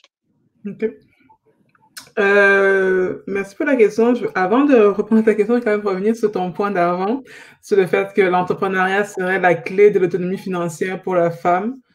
Je veux dire non. C'est toi tu l'as si bien dit, c'est ton point de vue à toi, mais j'ai quand même dit non. Parce que la clé de l'autonomie, c'est pas, encore une fois, j'ai déjà dit, c'est pas tant ce que tu fais, ce n'est pas tant l'argent que tu ramènes à la maison, c'est comment est-ce que tu gères ton argent. Tu peux faire le plus gros salaire au monde, si je ne le gère pas bien, je vais être endetté, donc je ne serai pas autonome financièrement. Et pour preuve, moi, je travaille avec un public de médecins, donc les plus gros salaires au Québec, et il y en avait qui étaient très endettés. Je suis d'accord avec ça. Ça, c'est un autre débat que je ne voudrais pas ouvrir ici. Non, mais c'est ça. Je comprends ton angle d'attaque, mais j'ai des arguments qui vont dans l'autre direction, Annick, également. On ira pour un autre débat. Agree to disagree là-dessus. Maintenant, par rapport à la question, qu'est-ce que ça prend pour devenir entrepreneur? Wow. Bonne question. Honnêtement, là, je dirais quasiment je ne le sais pas. Pourquoi? Parce que c'est sûr qu'il y a des traits qu'on dit que tous les entrepreneurs ont. Et après, il y a aussi le fameux débat entre est-ce qu'on est entrepreneur versus est-ce qu'on le devient. Ça, c'est tous ces débats-là. De mon expérience à moi, puis de l'expérience des entrepreneurs, hommes comme femmes, que j'ai eu à côtoyer, je dirais la première chose, c'est... Enfin, en fait, on dit les deux choses ex aequo. Maintenant, qu'est-ce qui vient en premier, je ne sais pas là, mais ça dépend de chacun. Mais la première chose que je veux dire, c'est la résilience. On dit de pouvoir survivre contre vent et marée. Oui, ça apprend ça. Parce que un des trucs aussi, on parle beaucoup dans le milieu entrepreneurial, c'est le fait d'être entrepreneur, on vit comme un roller coaster, dans des montagnes russes d'émotions. Le jour 1, tu es genre, yeah, j'ai la meilleure idée au monde. Le jour 2, tu es comme genre, mais pour ne pas dire le mot, qu'est-ce qui m'a appris de me lancer dans ça? OK? On vit vraiment sur le roller coaster d'émotions-là, puis il faut être quand même résilient pour pouvoir suivre à ça. Deuxième point, c'est la prise de risque. Tu prends un risque. Genre, l'entrepreneuriat, c'est vraiment un acte de foi. Tu te lances, puis voilà. Après, c'est sûr qu'il y a des moyens de se préparer à cette prise de risque-là. Dans le sens où moi, quand je me lance en entrepreneuriat, je ne me suis pas non plus du jour au lendemain dit je me lance comme ça. Non, je me suis préparée. J'ai pris une formation en démarrage d'entreprise. Je me suis assurée que financièrement, je pouvais quand même vivre à peu près 1 an sans avoir besoin de tirer de l'argent de mon entreprise. Tu sais, c'est une préparation à la fois, oui, éducative, mais aussi mentale et financière aussi, là. Donc, ça, c'est une sorte de préparation-là pour la prise de risque. Il y a un truc que je voulais dire, mais qui m'a aussi échappé. Il y a un truc que je voulais dire qui m'a échappé. Mais je pense que les deux éléments que j'ai dit sont vraiment, je pense, les choses, les points les plus forts que je note beaucoup chez les entrepreneurs. Il faut une bonne dose de courage, n'est-ce pas? Bah, courage et résilience viennent ensemble. Courage et résilience viennent ensemble. C'est sûr qu'après, on peut aussi dire, oui, le fait de sortir des sentiers battus, d'être innovant, de toujours avoir cette vision-là qui est claire. Ah oui, ce que je voulais dire aussi, c'est d'avoir un pourquoi. Comme on dit en bon français, d'avoir un pourquoi est-ce que tu te lances en entreprise. Le savoir et l'avoir ancré dans sa chair, au plus profond de sa chair. Pourquoi? Parce que pour revenir à mon point 1, où je disais la résilience, si tu ne sais pas pourquoi tu te lances, tu ne sais pas pourquoi tu fais cette folie-là de te lancer dans l'entrepreneuriat, bah, au premier coup de vent, au premier coup de vague, tu vas lâcher. Et ça, si je reprends encore mon exemple personnel, mon entreprise a eu 1 an le jour où on fermait les entreprises, les écoles, tout ça là, à cause de la COVID. J'étais en train de décoller pour mon entreprise. Du jour au lendemain, ça fait boum. OK? Aujourd'hui, mon entreprise existe encore. Et on est en train de vouloir repasser nos activités. Et je peux vous le dire, là, si je n'avais pas pourquoi je m'étais lancée dans Code F, j'aurais arrêté. Et tous les entrepreneurs que je côtoie qui sont en train de survivre à la COVID, puis il y en a quand même dans la communauté qui ont survécu à la COVID, c'est parce qu'ils savent pourquoi ils sont lancés. Et c'est aussi pourquoi je disais tout à l'heure que le fait de chercher l'autonomie financière avec l'entrepreneuriat, c'est pas forcément la voie. Pourquoi? Parce que si tu te lances en entrepreneuriat, puis ça, on le dit, même le mieux, on le dit beaucoup, si tu te lances en entrepreneuriat pour devenir ton propre patron, ou bien pour devenir genre un milliardaire, oublie ça là. Pourquoi? Parce que les premières années de l'entrepreneuriat, là, tu es pauvre. Il y a l'expression qui est tu deviens une PPTE, un PPTE. Personnalité publique très endettée. Il faut avoir ça. Non, mais c'est vrai, parce que parfois, on voit l'entrepreneuriat, puis on le voit beaucoup même sur YouTube, sur Instagram, genre les entrepreneurs qui sont tout le temps en costume, cravate, super beau, super souriant. L'entrepreneuriat, c'est dur. J'aime que tu soulèves ce côté-là, Nick. Parce que beaucoup regardent le côté glamour, hein, comme on dit, là, le côté, voilà, hollywoodien, mais la réalité, pour arriver là, pour savourer ces moments, disons, de gloire, disons ça comme ça, si on veut, un peu, là, entre guillemets, il faut avoir traversé des années dans le désert, n'est-ce pas? Vraiment. Honnêtement, genre, c'est, comme dit, personnalité publique très endettée. C'est que ce qu'on voit sur Instagram, c'est pas ce qu'on voit dans la vraie vie. Et donc, c'est pour ça que vous apprenez aussi de la préparation physique, mentale, financière aussi, et éducative. Ah bon. Et à propos du pourquoi, avec ta permission, Stevia, vous savez que je suis un passionné de livres. Hein. Je voudrais suggérer une lecture aux personnes qui nous écoutent, qui nous regardent. Le livre probablement a été traduit parce qu'il est tellement connu. Je l'ai lu en anglais, mais j'imagine qu'il y a une traduction française déjà. Le livre de Simon Sinek. Simon Sinek, S-I-N-E-K, Simon Sinek. Start with why. Commencez par le pourquoi. Très, très bon livre. Il faut le lire, le relire et le relire. Il y a son livre, il a aussi fait un TED Talk aussi. Oui. Il est disponible sur YouTube. Fait que, oui. Effectivement. Ouais, tout à fait. Merci beaucoup, Annick. Merci beaucoup tout le monde. Nous avons notre invité, M. Happy, qui va se présenter brièvement et qui va poser sa question. Bonjour, Happy. Ton micro. Bonjour, Annick. Bonjour, Bertrand. Bonjour. Bonjour, Happy. Bonjour. Oui, finalement, je peux voir Bertrand sur la même plateforme. Ah bon, enfin, on finit par se rencontrer là. Oui. Donc, mon nom, c'est Happy, et puis je vous suis depuis pas mal de temps. J'ai dit déjà félicitations à Coach Annick pour tout ce que tu fais. Je trouve que ton leadership est vraiment remarquable. Je pense que la société en a besoin. Pareil pour Bertrand, pareil pour Stevia. Merci. Donc, je vous ai écouté et puis il y avait une question sur laquelle je voulais donner un avis. Donc, c'était quand on a posé la question en ce qui concerne quand on parlait de l'argent aux enfants. Donc, moi, je pense à ce niveau que c'est déjà... Donc, déjà, je devais me présenter. Mon nom, c'est Léopold Happy. Je suis à Toronto. Et puis, je suis le fondateur de Easy Finance Academy. Donc, c'est une plateforme d'éducation financière. C'est après avoir travaillé pour une des banques pendant 14 années. Et j'ai constaté qu'il y avait le besoin. C'est pourquoi je me suis mis au service de la communauté pour pouvoir faire pratiquement la même chose qu'Annick fait, donc accompagner à peu près la communauté dans ce besoin d'information-là. Donc, au niveau des enfants, moi, je dirais que je pense qu'il n'est jamais très tôt pour commencer à parler de la finance aux enfants. Il n'est jamais très tôt. Déjà, les enfants apprennent plus vite qu'on ne l'imagine. Et moi, j'ai 3 enfants. Ma fille, déjà, elle a 10 ans et elle prend le temps d'observer, pose beaucoup de questions. Et ces questions m'amènent à comprendre qu'elle n'est pas naïve. Elle n'est pas si naïve que ça. Et mon garçon a 6 ans, c'est pareil. Donc, à cet âge-ci, et j'ai aussi un autre garçon qui a 4 ans. Donc, tous les 3, déjà, chacun a son compte.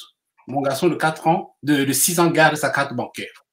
Donc, déjà, à la banque, il est possible d'avoir un compte gratuit pour compte jeune. Donc, je les initie à ça très tôt.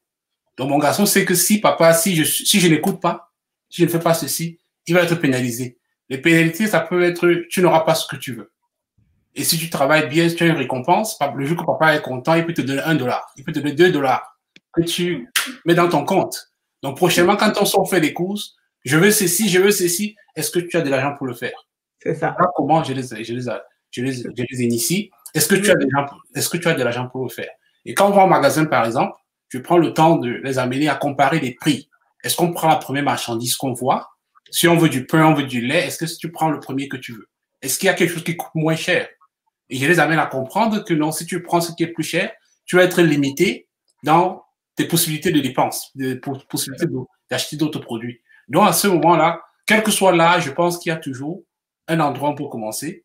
Et puis, même déjà pour ma fille qui est l'aînée, qui a 10 ans, donc, je suis, par exemple, je donne des formations sur comment investir sur le marché boursier. Et je regarde beaucoup les chaînes comme CNBC, les chaînes de news, business news. Et elle sait que papa aime ça. Donc, elle me pose des questions. Et puis, j'essaie aussi de l'exposer à ça très tôt. Dernièrement, elle m'a dit, papa, elle sait comment on lit par un code boursière. Elle m'a dit, papa, il y a Etsy qui m'intéresse. Donc, c'est comme ça que je lui ai acheté des actions. Aujourd'hui, à 10 ans, elle est actionnaire d'une compagnie. Elle a plus d'une compagnie. Donc, ça l'intéresse. Si nous, les parents, se disent que les enfants sont très jeunes pour savoir, on va pas leur donner peut-être ce qui est nécessaire. Donc, c'est ce que je voulais dire à ce niveau. En ce qui concerne le compte régime enregistré d'épargne études, pour tous les parents, je dirais que ça, il faut le faire. Parce que je vois 20% que le gouvernement donne, c'est un argent gratuit. C'est pas n'importe quel investissement qui vous donne 20%. Donc, déjà, quand on vous donne 20%, je pense que je vois pas pourquoi quelqu'un laisserait ça sur la table. Vraiment. Ça, c'est mon point de vue. Oui, et l'autre point que je voulais aussi mentionner en ce qui concerne comment se lancer en entreprise pour Bertrand, c'est, moi, je dirais que pour se lancer en entreprise, 3 choses qu'il faut observer. Première des choses, je le dis parce que je viens de me lancer. J'ai travaillé 14 ans, j'ai démissionné en 2020 pour me lancer dans cette aventure. Je pense que c'est l'une des meilleures décisions de ma vie. Parce que j'avais un boulot, je vais dire décent. Mais à un moment donné, je n'étais plus épanoui dans ce que je faisais. C'était plus au niveau de l'argent. Je n'étais pas épanoui dans ce que je faisais. Et parce que je regardais autour de moi, je voyais les gens qui étaient dans le besoin. Parce que moi, mais j'arrive dans les finances par hasard. C'est la frustration.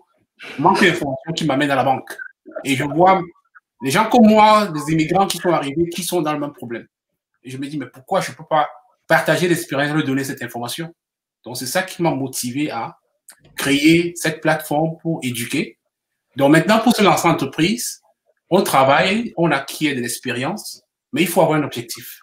On ne peut pas juste accepter d'être très confortable dans le système dans lequel nous vivons. Je comprends bien, c'est bien ce que Coach Annick dit, il faut budgétiser, il faut faire ceci. Oui, c'est beau, c'est bien, mais je pense qu'on doit aussi un peu challenge ce système-là, se remettre un peu en question. Est-ce que si on vit de cette manière, avec tout ce que les livres nous disent, est-ce qu'on, si on vit de cette manière, est-ce qu'à un moment, finalement, on est épanoui? Est-ce que si on budgétise comme il faut là, parce qu'on a l'impression que ça ne suffit jamais, hein? Il y a des factures à payer. On peut pas aller en vacances, on peut pas planifier, on peut pas faire ceci. On a des besoins, on ne peut pas satisfaire. On se contente juste de son boulot de 9 à 5. Mais parfois, il faut aller un peu au-delà, c'est ce que je pense. Et puis, comment on va au-delà?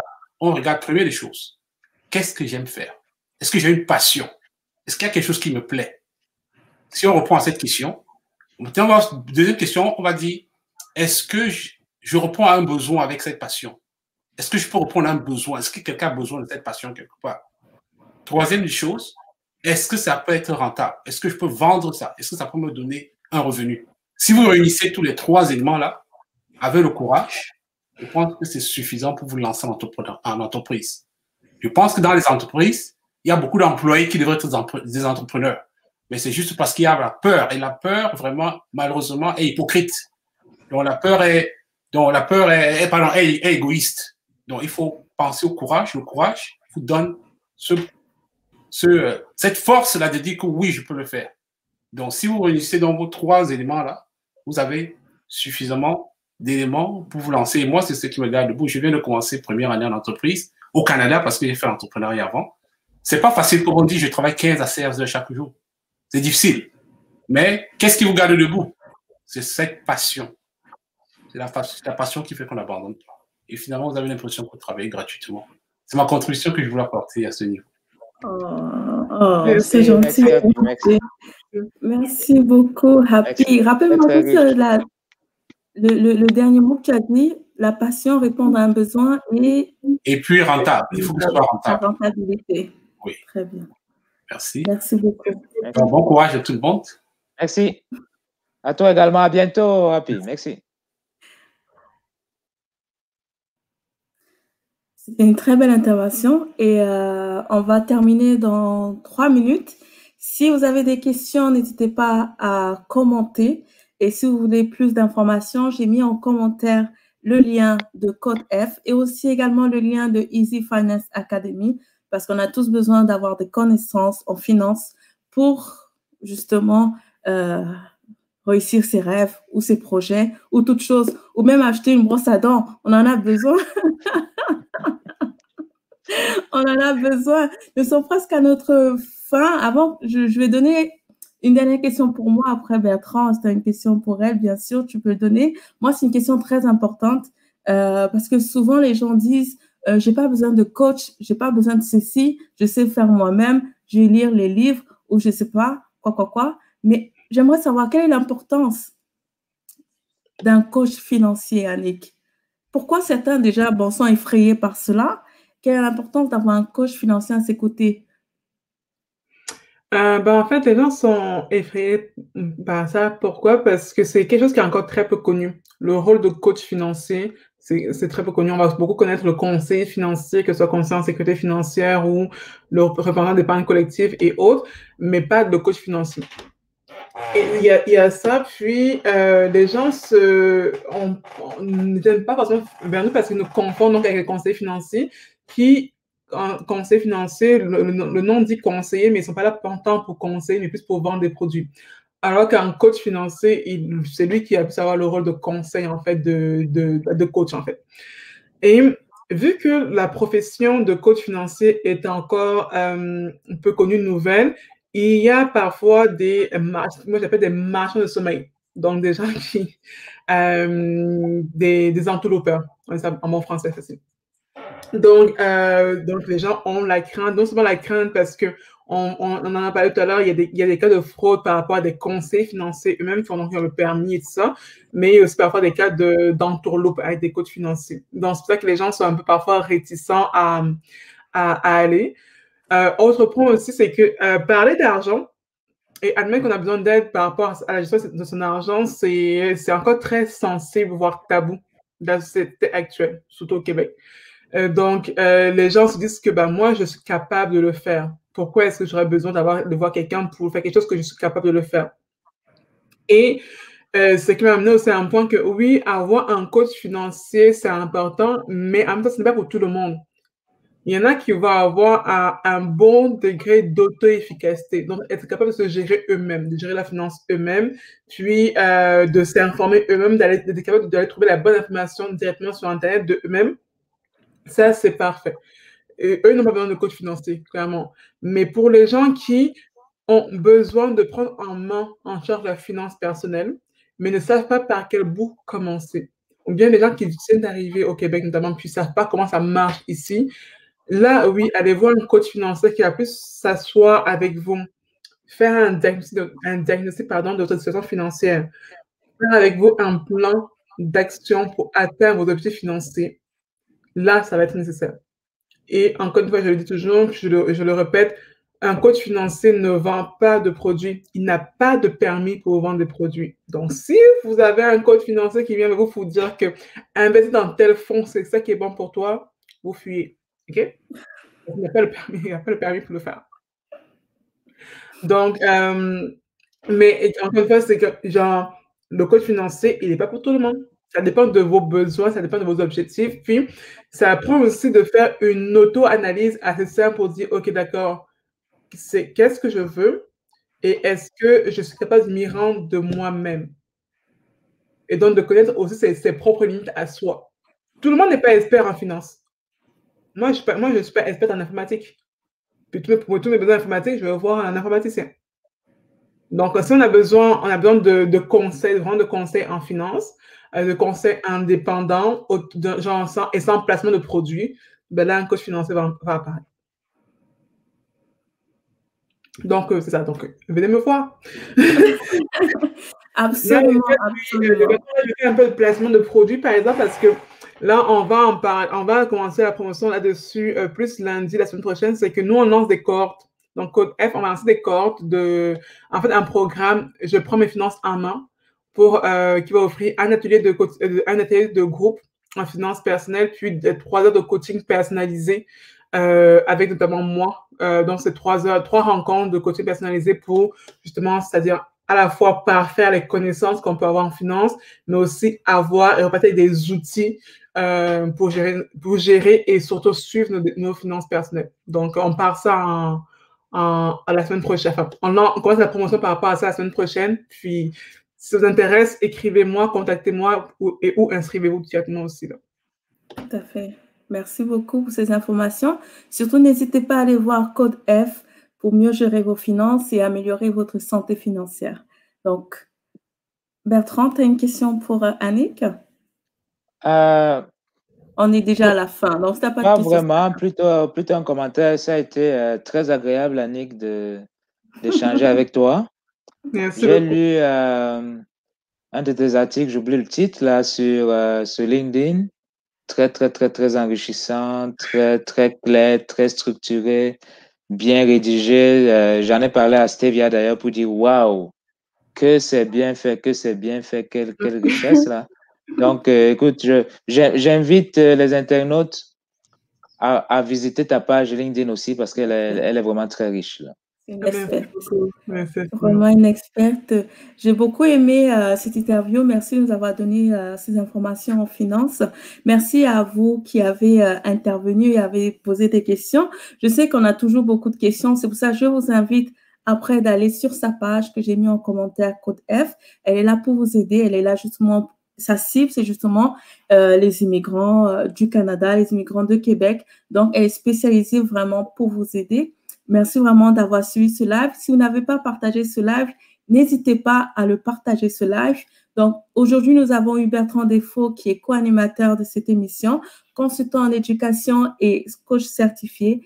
Et également, nous avons eu notre chère et intelligente Code F, experte en finance, coach financier. Elle ne badine pas, elle ne mâche pas ses mots. Quand c'est blanc, c'est blanc. Quand c'est noir, c'est noir. C'est la meilleure personne pour vous accompagner. Elle n'est pas là pour vous caresser le dos. Non, ça ne va pas. Elle sera à même de vous aider, de vous accompagner pour vos objectifs financiers. Donc, merci encore d'avoir suivi ce live. Nous sommes à la fin. Nous allons arrêter ce live. Avant de terminer, je souhaite juste à faire la publicité pour nalovawax.com pour les accessoires que je porte. Et nous sommes en 70%, elle a 70% de réduction. Donc, n'hésitez pas à aller sur sa page pour faire vos achats, pour rayonner tous les étés ou bien au travail. Donc, merci beaucoup d'avoir été là. Merci de suivre Stevia On en parle. À une prochaine fois. Au revoir. Merci beaucoup pour l'invitation. Merci. Merci, Annick, d'avoir accepté l'invitation.